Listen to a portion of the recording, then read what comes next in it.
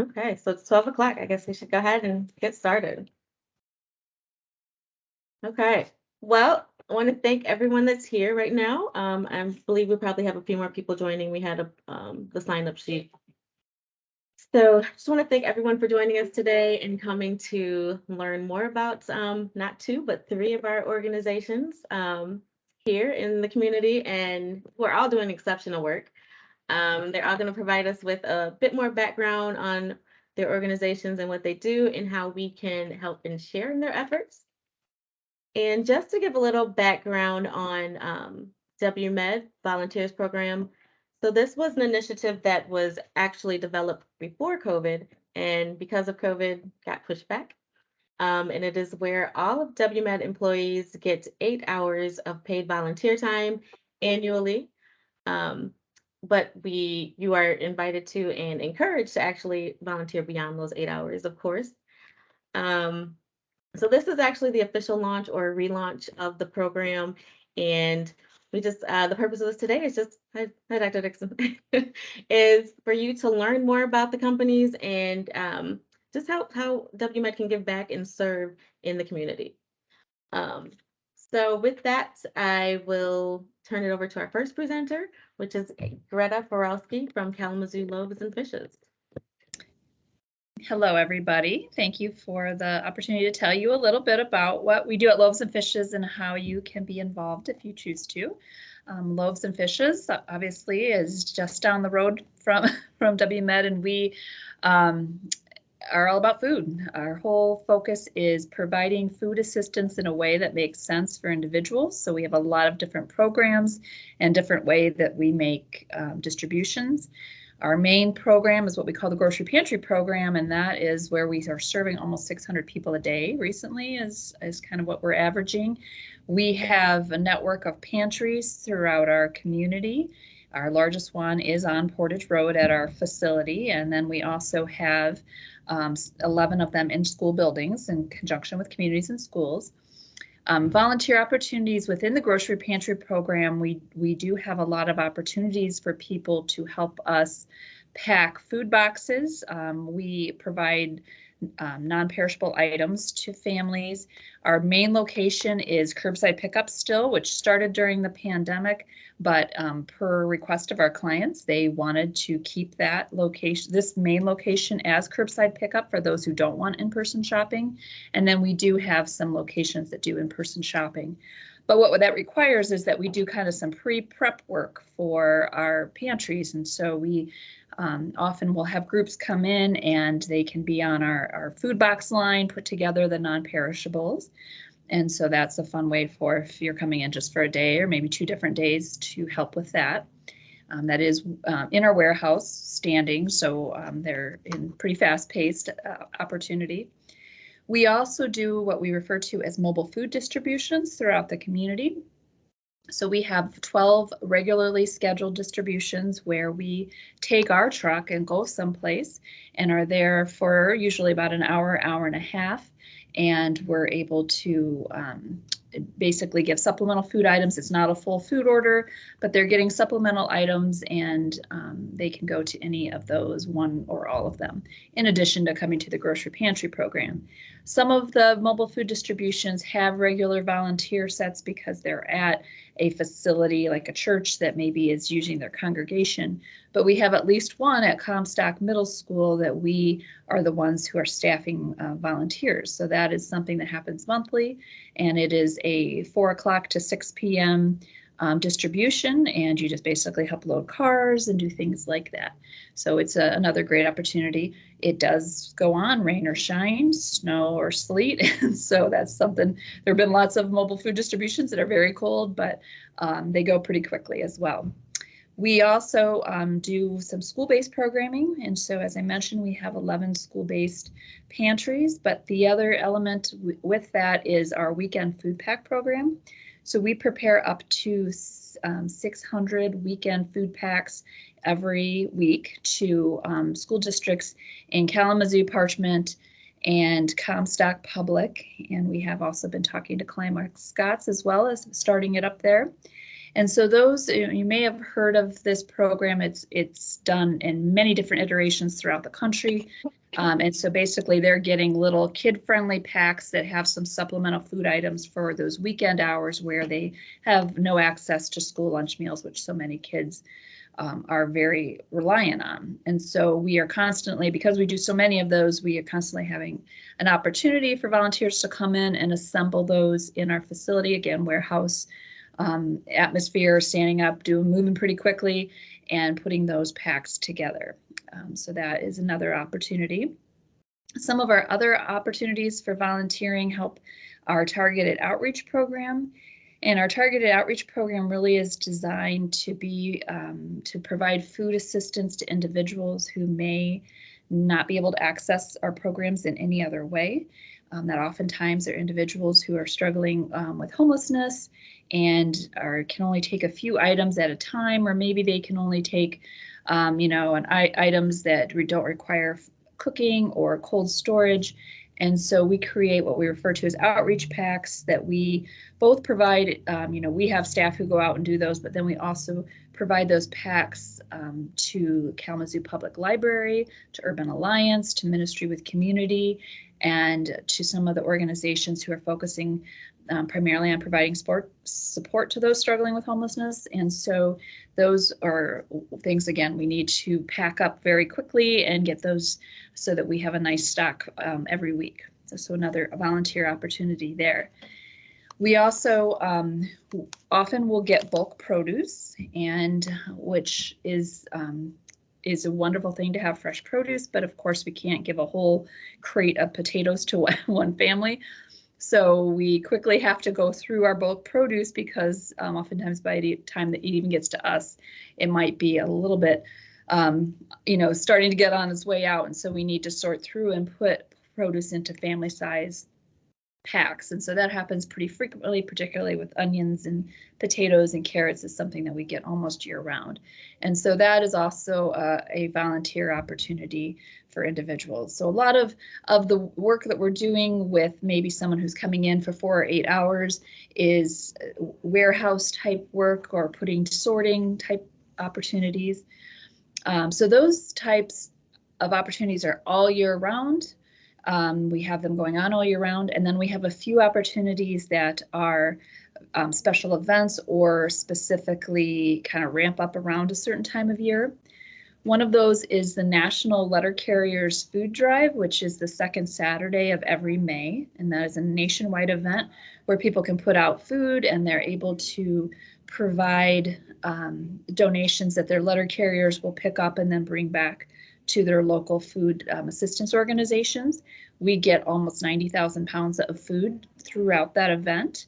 The day of the event, we need lots of volunteers and it's a very busy day.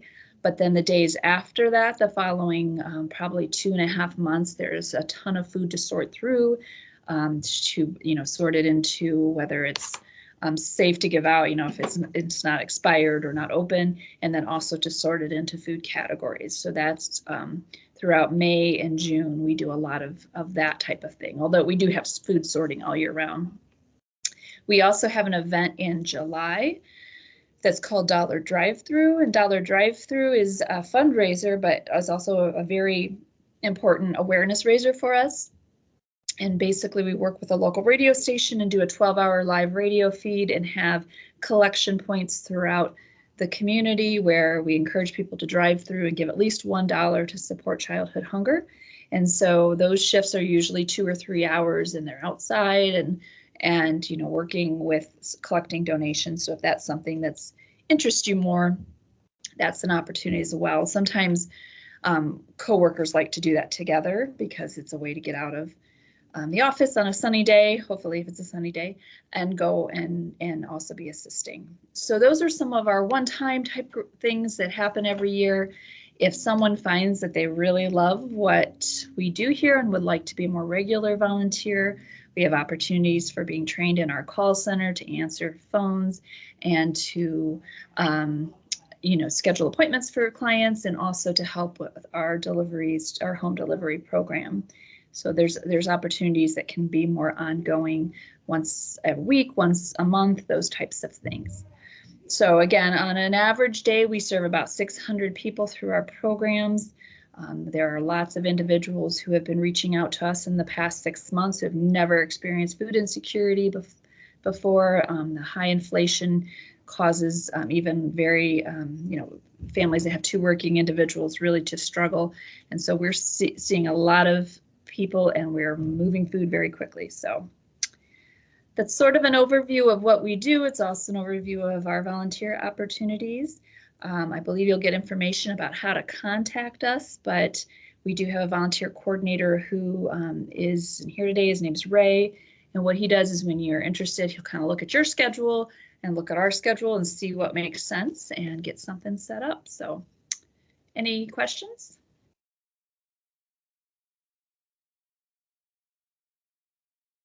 So I will comment. This was actually one of our sites that we use for our engagement and discovery course. So we have students that volunteer here. And so I had the opportunity of taking a tour with Ray. And this is you hear Kalamazoo Loaves and Fishes in the community all the time, but this is a huge production when you go inside. It's a very large storage area, very well organized, and it's just a great opportunity to get back. It's a lot larger than what you think. So if you would like to volunteer, as Greta said, she is the associate director. Ray Caruth is actually the coordinator, so I will be posting his email on the community affairs website page, and that is a way that you can contact to volunteer for any of the above options that Greta just described. Any other questions about Kalamazoo Loaves and Fishes? Well, thank you, Greta. That was very informative, and we look forward to working with you. Thank you, everybody, and I hope to see you soon.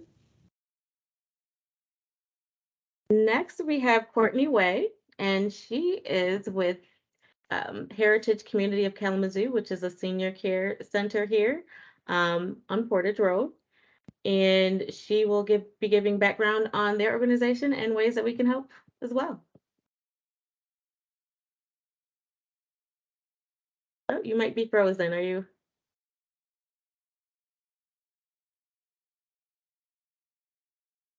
She might be having to log back in. Just in the interim, while we wait for her to get back on, I will share that we do have these t-shirts that we did start before COVID. We got these developed. So we have a large variety of these, large variety of sizes that we will have in the collegium, divided by sizes, and you can go ahead and pick those up anytime. Hopefully we can figure out how we can get those placed at Oakland too. So we'll have 2 locations to pick them up from. And it looks like you're all set, Courtney. Okay. I am. I apologize. My connection went Wow. bad, so No worries. I'm back. Okay, I'll give it over to you and go ahead. Okay. Thank you. Well, thank you for inviting me here today. I'm looking forward to sharing a little bit about Heritage, and I'm actually going to pull up a PowerPoint that I put together really quick.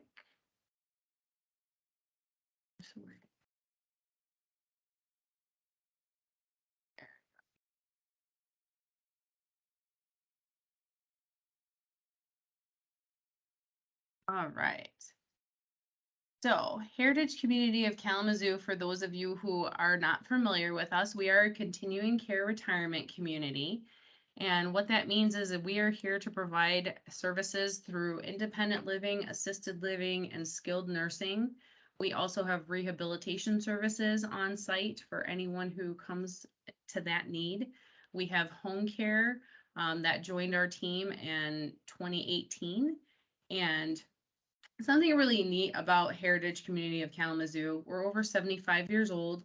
We were founded by the mayor and other key community members who just looked at what was available at the time and said, we need something better to serve our older adult population. We're not for profit. We have the Legacy Fund, which, without going into too much detail, it's an incredible program that's in place for those residents who are part of our continuum. Basically, if they outlive their funding, we supplement that so that they're not going to have to leave their home that they've known. We have 8 communities, 27 acres, 400 residents, 400 plus employees. So I was amazed when I saw some of those numbers. This is just a quick glance at the map. Most people know what we look like from Portage Street, but continuing back, you'll see our assisted living, and then we have a new independent living in the back off of Phillips Street. So the Upjohn is our skilled nursing. Hawthorne Landing and Milan Square are going to be our assisted and memory care specific areas. And then we have the Artisan and Revel Creek for that independent living along with home care. I threw up a few pictures just to help you kind of get your bearings if you're not familiar with us. So this is our skilled nursing facility, the Upjohn. And then Milan Square, here's our memory care, which is attached, well, it's above our memory care learning center that just opened in January of this year. And then Milan Square Assisted Living. And then Hawthorne Landing, we have the assisted living here, and then the memory care section is within the same facility. And then the Artisan is a building that you probably used to seeing driving past on Portage. And then Revel Creek, I just grabbed a quick snapshot to give you a quick idea. So some of the opportunities that we have available, I reached out to our life enrichment teams, and we do have some opportunities coming up quickly in the near future. We're looking for a team of hopefully 6 volunteers on Tuesday, November 29th. So if anybody's interested in creating that cozy atmosphere in one of our larger communities, they have trees to put up, wreaths to hang, stockings to place on the fireplace. If you're able to join for the entire day, they'll take you 9:30 to 3:30. Any portion of that day, they'd gladly welcome you as well. They're going to provide lunch and snacks for that opportunity. At the Artisan, they're looking for anyone who has any musical talent and you would like to present for our residents. I have the dates here. I'll definitely share those if you want to look back on those with Tanya, but December 7th, 8th, and 9th, and 14th are what she's currently scheduling for before she puts that calendar out for the residents. And there is a baby grand piano available on site if that lends to your talent. There's cookie decorating with the Artisan residents coming up on Thursday, December 15th. They're looking to start at 2 p.m. They're thinking it'll take about 2 hours, and they're welcoming up to 6 volunteers for that opportunity. Looking further into the future, since this is a year-round opportunity for you, the spring spruce up. So looking for volunteers to help with anything and everything on the grounds around. It's all going to benefit the residents in different areas that they use outside. So anything you can think of that you'd be doing at your own places, we have that available. And we also end up painting simple items like benches as well. And that's usually a half-day event. Something else, if you're interested in just spending time with some of our residents, that would be a very rewarding opportunity. And if you give us a little bit of information about you before you show up, we'll try to match you up with a resident who has similar interests, and that would be an enriching opportunity for you while you're here. And we have activities available too. So if you just want to sit and visit, or if there's something that you would like to do actively, we could do our best to set you up with that.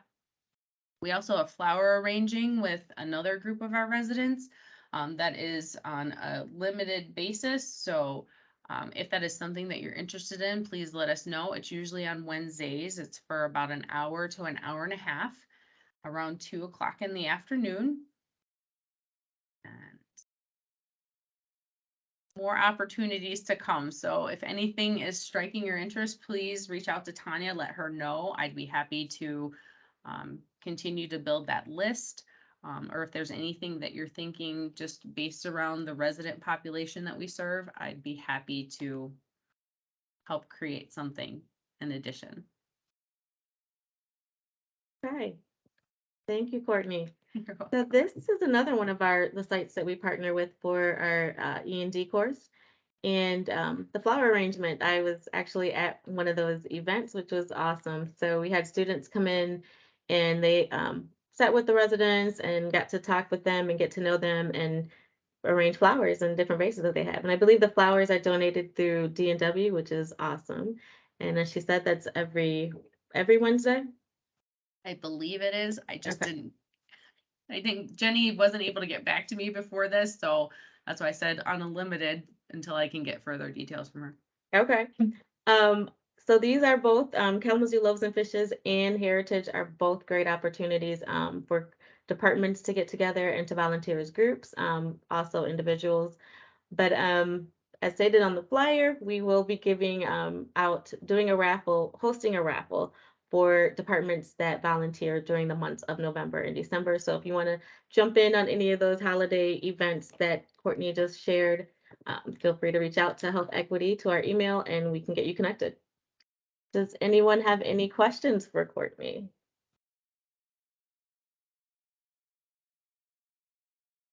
Okay.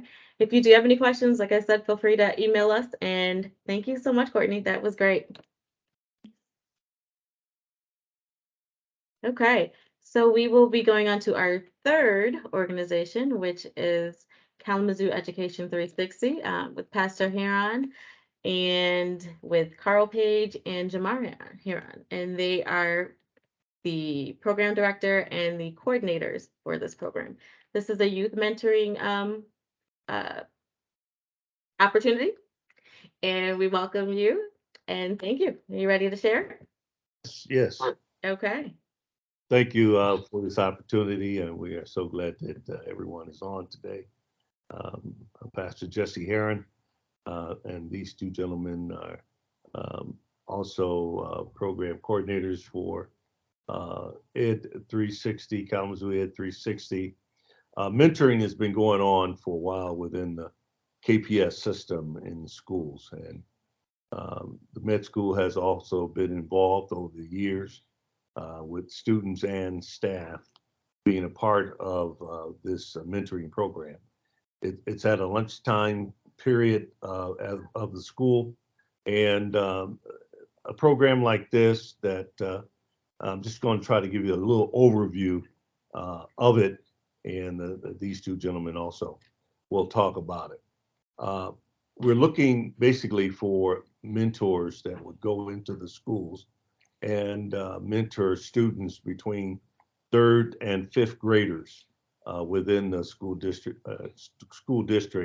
at a lunchtime period. So it's only for half an hour, once a week, and it continues for the semester or the year. This opportunity it makes a significant impact on our children at an early age. They're able to see other careers. You're able to develop a relationship with them. Normally, the groups are one mentor to three students. And those students, third, fourth, and fifth graders, that you'll be able to sit down with them at lunchtime, either in the library or in some office, and be able to mentor with them. And we'll get into some of the details of that as it goes. But we know that to make a significant impact in a child's life is critical.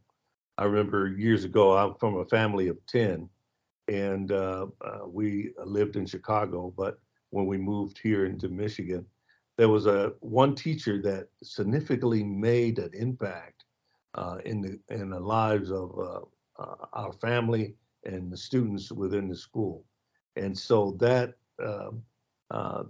that teacher, that mentor, could make a significant impact ongoing in the life of a child. Um, from there, I went and I worked at GM for a number of years, 25 years, quality engineering. But I found myself going back doing mentoring also from my position from where I was in the local school, elementary schools. So in the last 5 to 6 years, we've been doing mentoring different organizations within the Kalamazoo area. Has been volunteering and going into the schools, elementary schools, and mentoring young people. Because of the pandemic, of course, we went down on that, but now we're in the process of ramping it back up because we know that it makes a difference in the life of a child. And so with that impact, it could change the path where that child is going. So we're trying to go up front in the system to impact the children, to build relationship with the child, and so they could see other things and establish a vision of what they want to be and what they want to do in their lives. So you have a great opportunity. It's a great time for us to get involved in the life of a child. And so I want to turn it over to uh, Jamar Heron, Program Coordinator.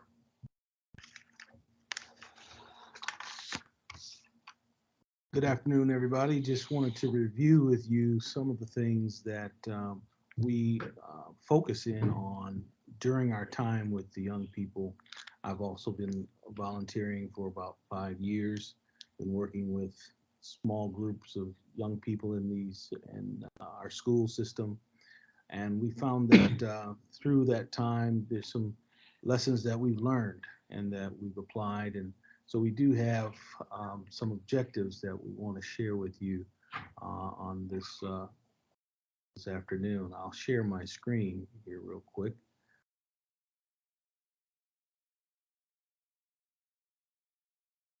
As mentioned by Pastor Heron, we're Kalamazoo Education 360. Our program is community mentoring. And our mentoring program serves elementary age students in the greater Kalamazoo area. Our objectives first is to place caring and competent, consistent men and women as mentors in our public schools. We're really focused on getting good folks in there working with the young people. Our second objective is to have those mentees demonstrate and increase in social emotional learning and skills, also competencies that discourage them from a wide range of risk-taking behaviors. We've partnered with Hello Insight, which is a research-based tool to help to evaluate our program, boost social and emotional learning through positive youth development. So there is a system to what we're doing. We want to see outcomes from our time working with the young people.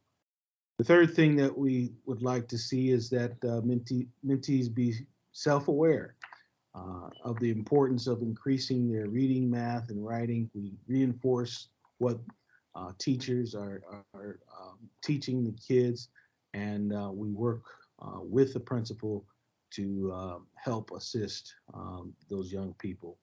Fourth objective is for the mentees to master new skills. So we introduce new skills. We want them to develop a sense of belonging and bond among their peers, team exercises, team building projects. And then the fifth thing is that we want to develop with our mentees a positive and trusting relationship, someone they can speak to and talk to and just run by some things that may be on their heart and mind. We do that in that 30-minute section, that period during lunch, through icebreakers, riddles, puzzles. We start our sessions out by asking them how their week is going, asking them how their weekend was.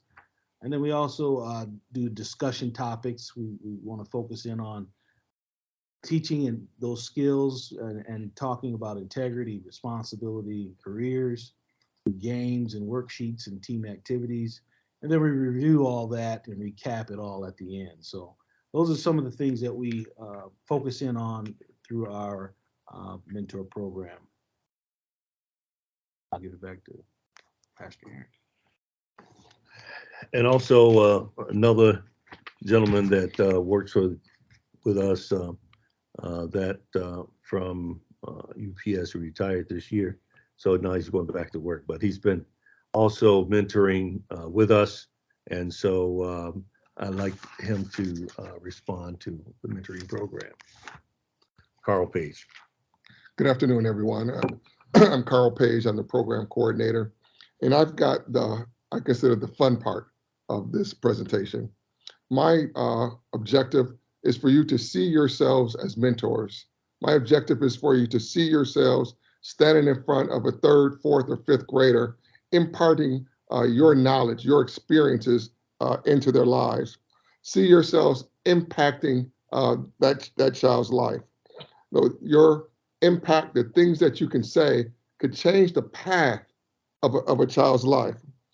So each of you can probably look back on a teacher or someone who had said something to you to allow you to be a little bit better than what you thought you can be. Someone who said something to you to allow you to believe that you could reach your goals.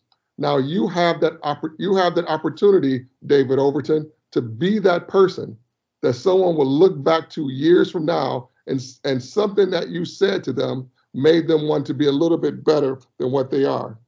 You have that opportunity, that open door through us right now, Kalamazoo Education 360, to be that person to impact their lives. A little bit about me. I graduated number 9 out of 423 students in my high school, but I didn't go to college that first semester. Why? I didn't know you had to actually apply to college.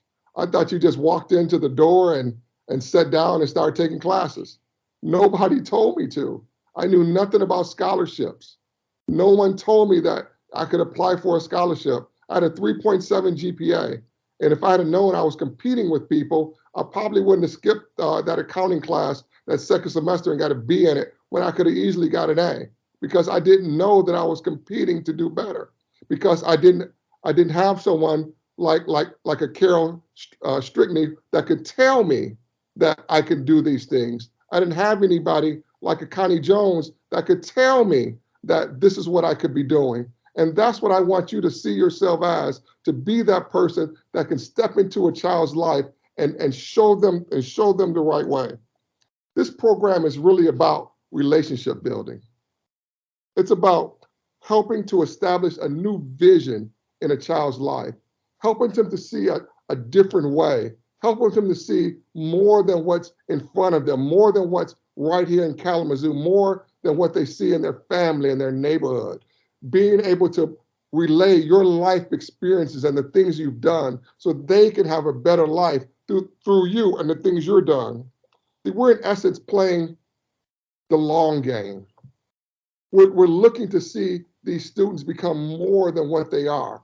And it's through the relationships that, April, that you can build with one of them. It's through these relationships that Jessica, that you can build with one of these students and watch them grow beyond what they are or where they are right now because of you. I don't know anything more rewarding than that. And I'm willing to bet, and I'm not a wagering man, that you'll get more out of this than they get out of it because of you. Please see Ms. Mitchell. She has, now don't all of you run up there at once. I know after this engaging conversation, her office is probably going to be packed right now after I'm done talking with you. But she will give us your names and we'll know that you're interested. We'll place you into schools. As a program coordinator, Jamar said, there's training, so you just don't go out there in the cold and wonder what you're doing. We place you into positions where you can be successful with these children. And they might not look like they're paying attention. They might not look like they're hearing the things that you're saying. But one day as you're leaving, one of them will tap you on the shoulder and say something to you, and you'll know that the light bulb went off in their head. And I can tell you from experience, there is nothing more rewarding than that. I hope to see you all become a part of Kalamazoo Education 360. Thank you for your time. Thank you very much for coming in and listening to the mentoring program. Hopefully you will sign up after that. That would be great. We've had a number of organizations sign up in the last few years, and we're increasing the capability and the spread of organizations coming along to impact the students within Kalamazoo. We have over about 10 elementary schools that would be open for mentors to come in, and please see Tanya if you have interest. Thank you for taking time today. Yes, thank you for sharing. That was very informative, very impactful. Can you share a little bit about the process for people that are interested in signing up? Okay, for people who are signing up, first they need to express interest, and we will have a background check form that's available with Tanya, and just get hold of her. She'll get that to you and fill that out. That background check form will take probably a day or two for approval. From there, we will have offered training for you. So if you want to start within the next 2 or 3 weeks, we can try to get you the training. It's an online training that we plan on doing with you and getting you some information, materials that you could work with. From there, we will meet with you after the training at the school and introduce you to the principal, and we'll sit down with the principal and talk about the students that you might be in charge with. We'll sit down with the principal and then line up a time, a day that you would actually want to be doing the mentoring. So you have a selection of days, Monday through Friday. It's best between Tuesday and Thursday, but any day that you know is available for you. One thing is individuals need to be consistent at what they sign up for. It's for half an hour, so during the week, and so that's basically what it is. And that person will come in and actually sign up at the office when they come in the door, saying that they're a mentor, and their students. They will meet the students at lunchtime, and they will have a room that they actually are in with the mentees, and they will work with them in that capacity. And so basically that's it. But we will have training for you, and so we'll give you information and materials to help you with that. Talk about 3rd, 4th, and 5th graders in that category. And there are 5 schools that you work with in through Yes, KPS. we have, but we can have more. We have right Okay. now, we have mentors in Lincoln, Northeastern, Edison, Spring Valley, and also Woods Lake might be available also, Woods Lake. So various schools around, also Washington Writers Academy. All those have already had mentors over the years, and some of them are already starting now. We're just getting going. Our Spring Valley, in Spring Valley, we have 5 mentors from our organization that are working with Spring Valley starting last week. And so that's basically how it works. Okay, perfect. And just to clarify, so this is the commitment that you were talking about. This would be throughout the school year. Yes, Okay. this will be out the school year from now until the end of May, Okay. once a week, of course, whatever day that the person chooses and get lined up for. Okay. Perfect. Thank you so much. Do we have any questions for Kalamazoo Education 360? Again, if you have any questions, feel free to reach out to me through our health equity email, and I can connect you with them. We might have something in the chat. Yep. Okay. That's Dr. Cindy saying thank you. Okay. I want to encourage you all to come to our website. We plan on having all of these organizations listed, as well as others. And we invite you to share any organizations that you have in mind or that you're interested in volunteering with so we can connect others. They shared a lot of individual programs that you can get connected with as well as group. And it's a great way with us working hybrid to connect, to work with your department and to see each other actually in person. And when you do sign up, don't forget to get one of these great t-shirts that we do have. And any questions, just let me know. You can feel free to put them in the chat or email me, email Health Equity, and we will get you connected. So thank you. I want to thank everyone for joining us. Was there anything that you wanted to add, Dr. Dixon, before we sign off? No, I just think this was fabulous. And I want to thank all the presenters for your enthusiasm and actually taking time out of your day to actually come and present to all of us at WMed. This is excellent. I really want to thank Tanya for her work and actually her idea actually to do something like this and setting it up. So again, I like the enthusiasm for the Mentoring Matters, now D360. And again, yeah, please consider, signing up for some of these events, volunteer. Make yourself known in the community and, it's well worth the way that you will feel in doing this work. So thank you, everyone. Thank you.